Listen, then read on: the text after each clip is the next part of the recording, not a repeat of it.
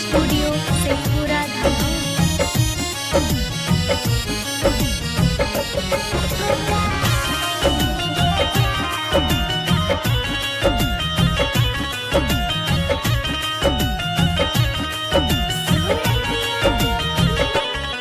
सूरतिया देखी हमरा से प्यार कइनिल दुखा पड़े परा ठुका रही गे जानू गरीबा समझी ठुका रही गे जानू अगे कैसे भूलैबौ गे रत रत भरा सांगा बासु तैना लगे जानू गरीबा समझी ठुका रैना गे जानू आगे दिल से नहीं दहिया से प्यार करो हानि हम नहीं जान लियो लगे जानू गरीबा समझी ठुका रैनी गे जानू आगे कैसे भूलैबौ गे रत रत भरा सांगा बासु तैना लगे जानू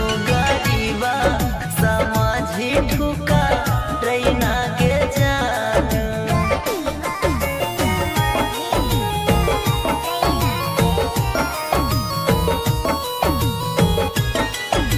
मिक्स बाय विकास बिहारी।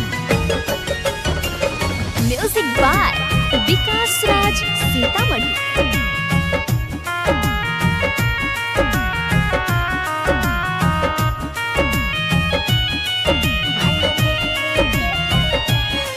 भले दे दे के औकात नहीं रहोगे सोना चानी बाकी तोरे दिलावक बनैले हलियो रानी।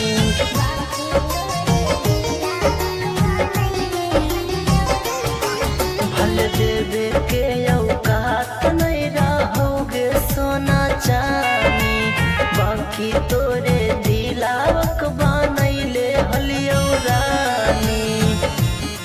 झुलुकिया देखी कहीं हल प्यार रुपैया देखी ठुका रही गे जानू गरीब समझी ठुका रही गे जानू अब कैसे भूलैबौ गे रतिया रत रत भर संगावा तैनी लगे जानू अगे रतिया रत रत भर तैनी लगे जानू।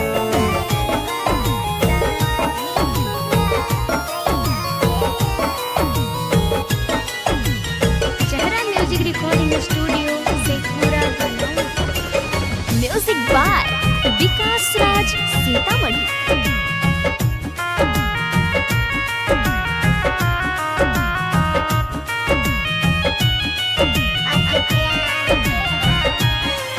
अगे प्यार के हवा सहलौ सीनावा से साटले भर गेलौ मनावा ता हमारा के डांटले।